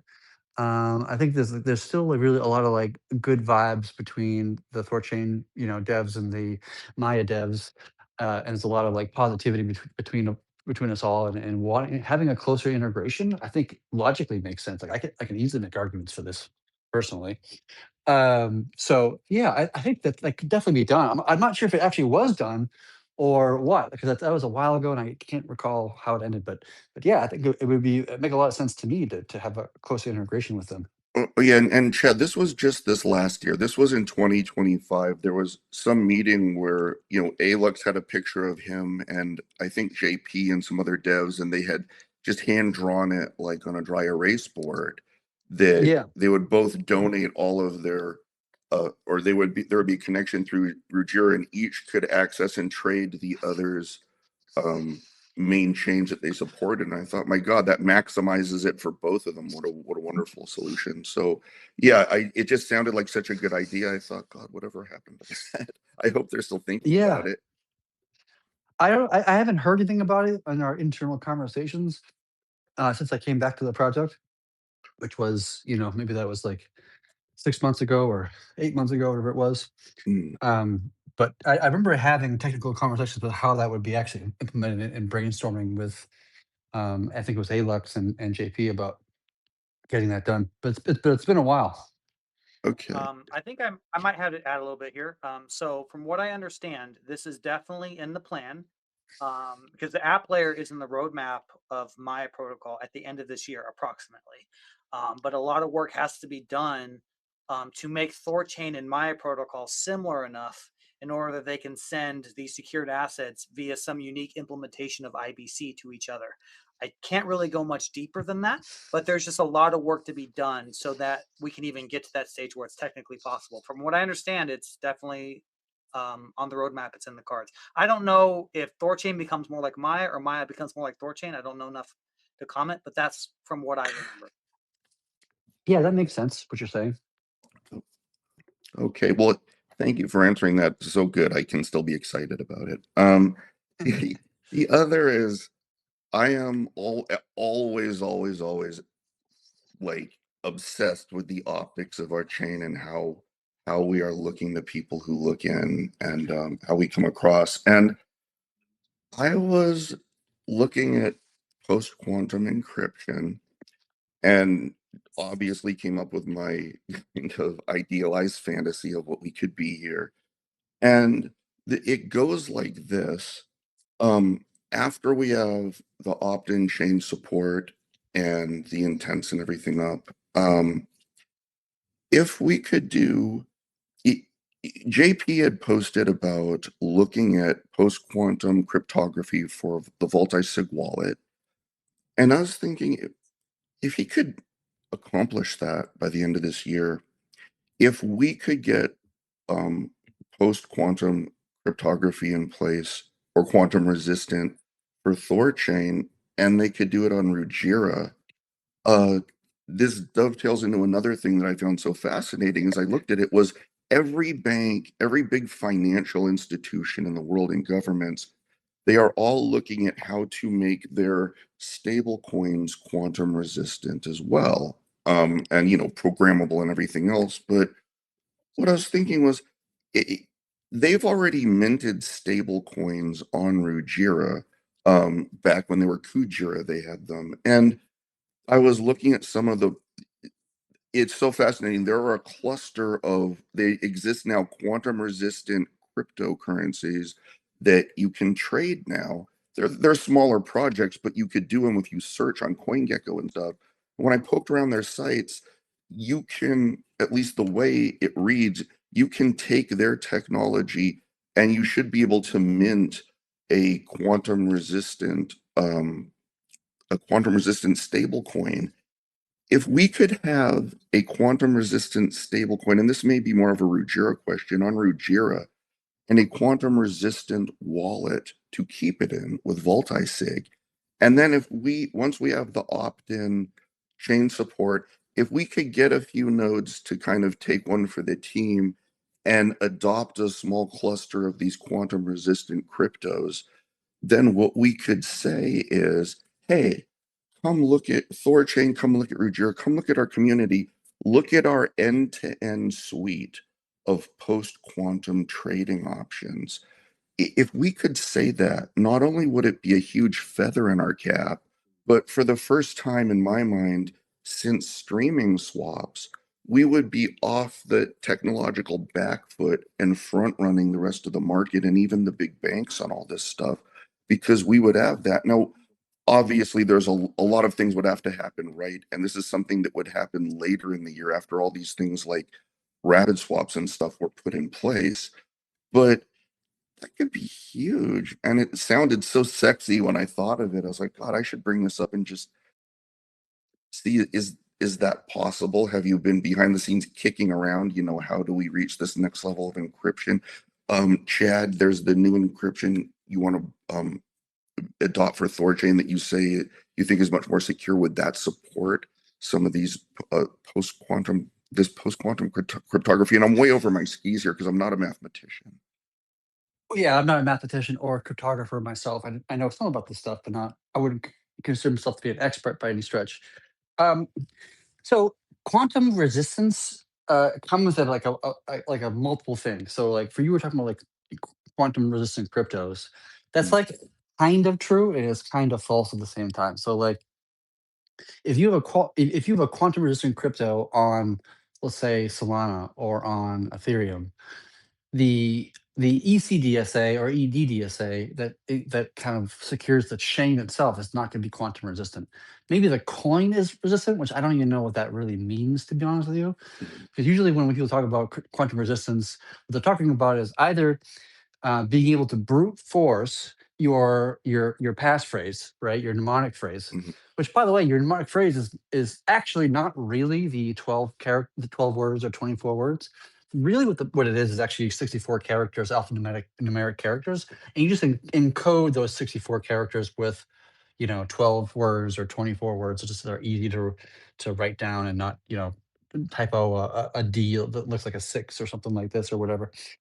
Um, so there's one way that a quantum computer can just guess every permutation of those 64 characters until it finds one that generates a wallet that has crypto in it, like Bitcoin or whatnot. That's like one way to think about it.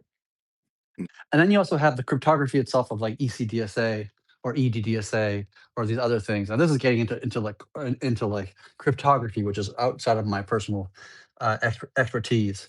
So if we wanted to make THORChain quantum resistant, it would probably mean making a custom fork of the Cosmos SDK that no longer uses ECDSA or EDDSA for that matter, or any other ones that are currently available, and selecting one that is quantum resistant. And to be honest, off the top of my head, and I haven't done the research, and maybe one day I will, just out of fun curiosity. Like I don't even know which cryptography would make the most sense for to be quantum resistant off the top of my head. And then or how much work it would be to refactor the Cosmos SDK to swap out ECDSA for whatever this new cryptography might be. I'm sure I'd be surprised if it was not a lot of work, but maybe it's easier than I imagine. Who knows? Um, but yeah, it like doing something like that would offer no practical value to the community or to the project. It would put a feather in our cap, to use your words. Yeah. And it was a fun idea to throw out and just see if that's even being talked about now. But maybe that's something 2 years from now that happens. I mean, who knows? But thank you for To be listening. honest, Oh, go ahead. that's gonna be longer than 2 years, just because quantum computers are still like not even really real. Like a lot of the times when we hear about Google's Willow or Microsoft's new phase matter, or whatever it's called, new type of matter. I'm blanking on the name of it right now. I used to know it. Like this stuff is largely false. Like it's like bragging about, we think we broke a new barrier. We think we solved a new problem. I mean, there are being improvements being done in quantum computer world, but they're still not really like a real thing. There's just too much errors that happens in the quantum qubits, so that makes them very unreliable. And it's hard to tell how far we are from an actual practical, reliable, usable quantum computer. There's a lot of news that talk about it, but I haven't seen anything that gives me any kind of feelings that it's even around the corner, let alone 5 years away. Wow. Well, actually, I feel much better about all my encryption not being broken. I've taken up plenty of time, and you guys have been super patient with my my thought experiments or whatever. Thank you so much. I love you guys. Keep up all the good work. Yeah, thank you, man. Love you right back, buddy. And thank you very much. Always good. You're a very good speaker and you have good suggestions. I love it. Guys, I think we're gonna approach the final countdown for any questions. I am not seeing any more questions. And Kenton, myself, and Chad, and maybe somebody out there, we all get back to work. So Kenton, do you have anything else you thought of you want to say? Or and if not, maybe we can wrap this up. What about go Yeah, ahead. give me a second here. I'm gonna do a quick refresh. We got 6 followers on TikTok, and 7 followers on Facebook. So right on, guys. Thanks. Let's bump those numbers Keep up. going. Yeah. Um, this is cheap. Yeah, I throw your ideas about Facebook and TikTok out the window, right? This is borderline free marketing for us, right? The more different channels we can get our content out there, the better. So, there's no reason just silo it to Twitter when for marginal effort and negligible cost, we can get it into all the channels. So, Yeah. um, um, and then also too, if you guys think bigger picture, like, yeah, crypto Twitter is, this is the main, social platform for crypto, but we're expecting a billion more people to get into crypto, and they're not all on Twitter. So, and who cares where they come from? As long as they place a trade on THORChain, I don't care what you're into, what you look like, where you live, what social media you're into. Like, just place your trade on THORChain. So, yeah. Maybe what we'll do actually to help bump the numbers, Kenton, is that we do platform specific get-togethers just to get people to come onto the channel or whatever, to TikTok or Facebook, whatever, and just get more followers. Like if you and I just start, like if we even just do the Riverside thing you were talking about earlier, and we just start broadcasting, streaming, whatever, like on TikTok alone, we'll get those followers fairly easily, I would say. Okay, yeah, good idea. Interesting take. Well, let's see how it goes. I feel like Facebook we should be able to get to 100,000 Yeah. on TikTok might be a bit harder. Um, but let's It's see how good it's our not as hard, like, on TikTok, I think I have, like, and I barely even post. I don't, like, I don't post almost at all, like, I haven't done it in a long time. But even I have,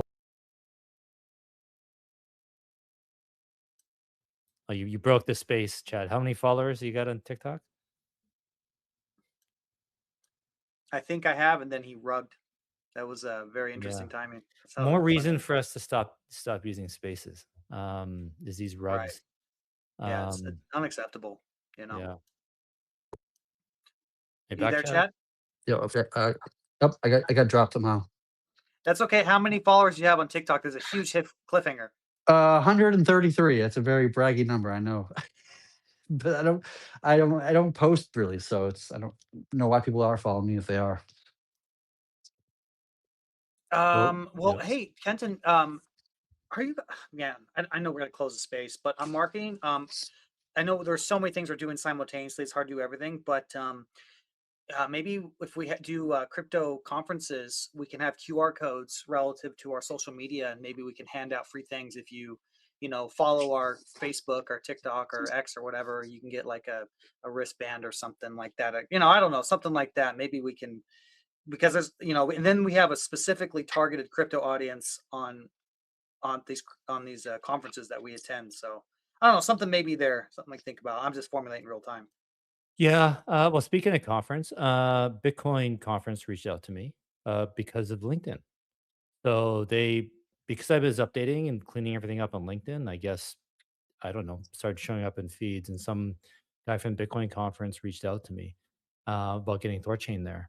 And um, and so I have a call with him next week, and I told him too, happy to talk. But last time we were invited to the conference, Chad got, verbally attacked on the panel, and it's not cool. So we'll see. I'm going to talk to him, bring it up. Um, but I do feel like that would be a decent conference for us to be at. So, Chad, I don't know if you're interested in making a reappearance. No, Um, I'll do it. I'll lick my scar and carry on. all right.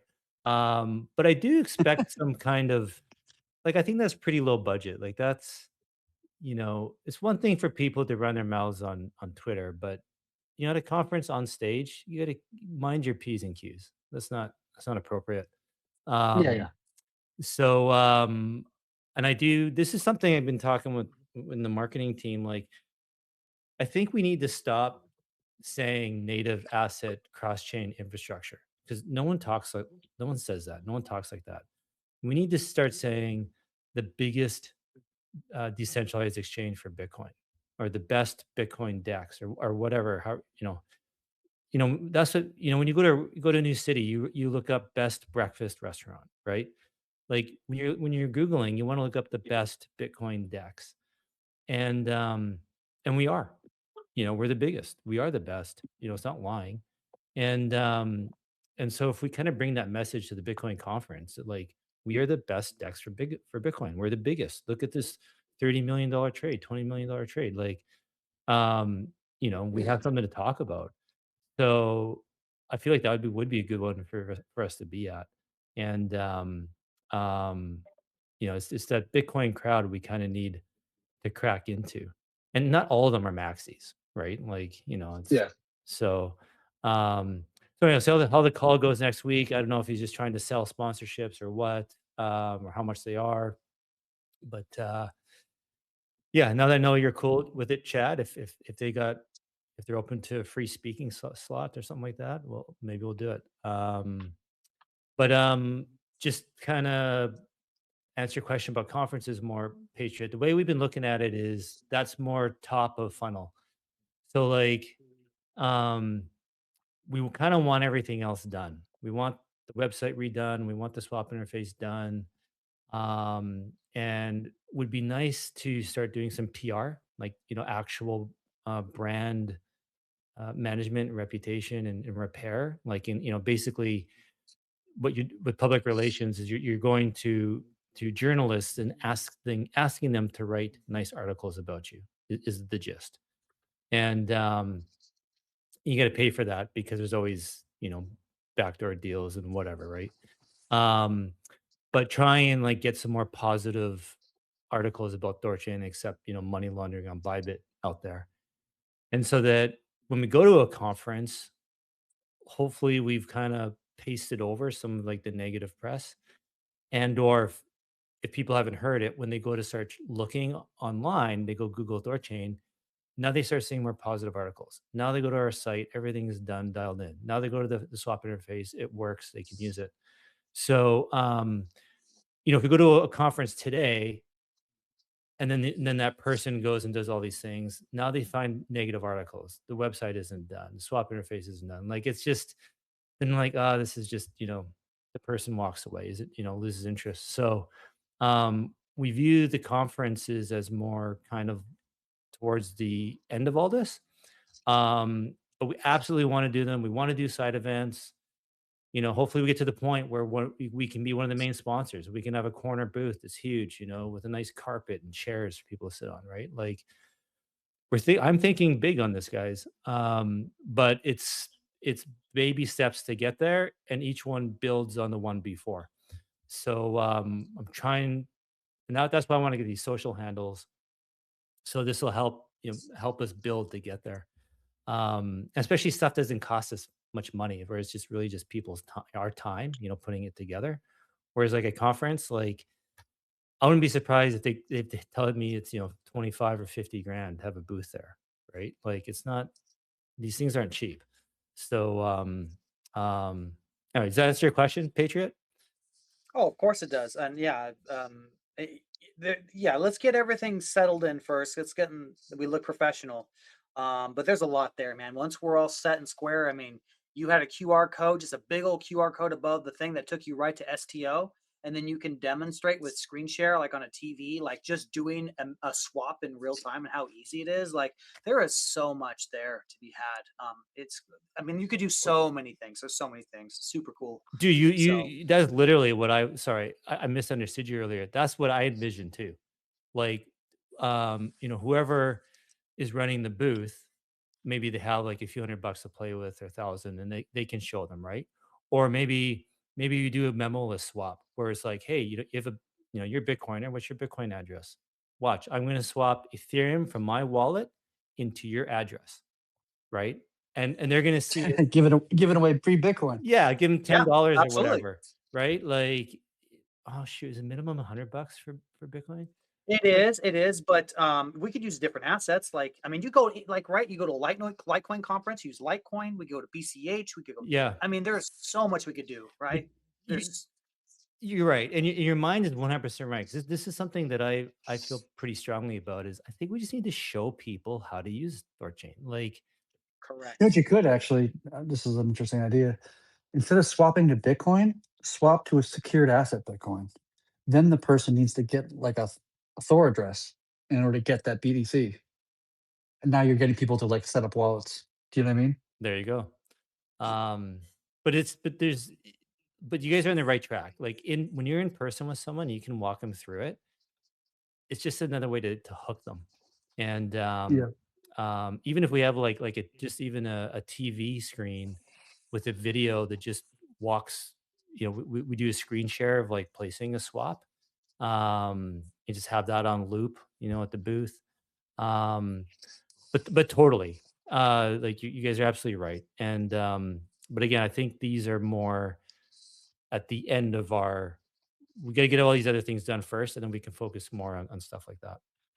Absolutely. But just think of what we could do, especially with the Rogerian app layer. I mean, you could just go one step out there. Hey, you want to make a swap? This is how you make a swap. Hey, let's take out a loan. Hey, let's do this. Let's do that. Like, really, it's incredible what we can do because all the primitives will be on STO as well, right? So, man, there's a diamond in here, brother. And once we get ready and we're prepped, like we could really just show some phenomenal things to people in real time at these conferences. It's getting me more excited the more I think about it.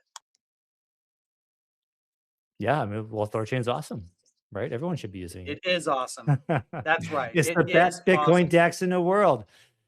The best ever. Nothing will ever compare to THORChain.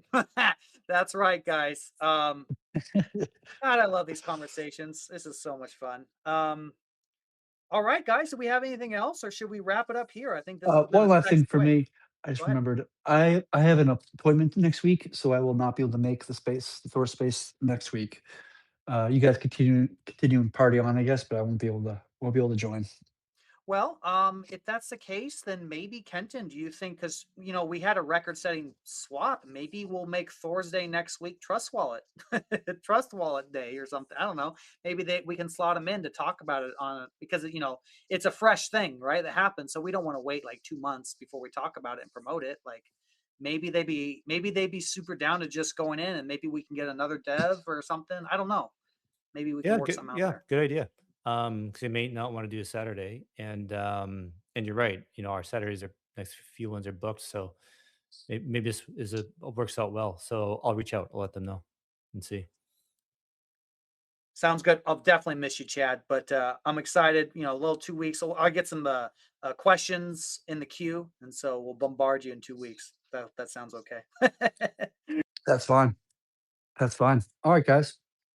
All right. Hey, guys, thank you so much. This has been a wonderful space, record setting week. Let's see what happens tomorrow. I don't even know what's going to happen. I hope you guys don't know what's going to happen. It's incredible.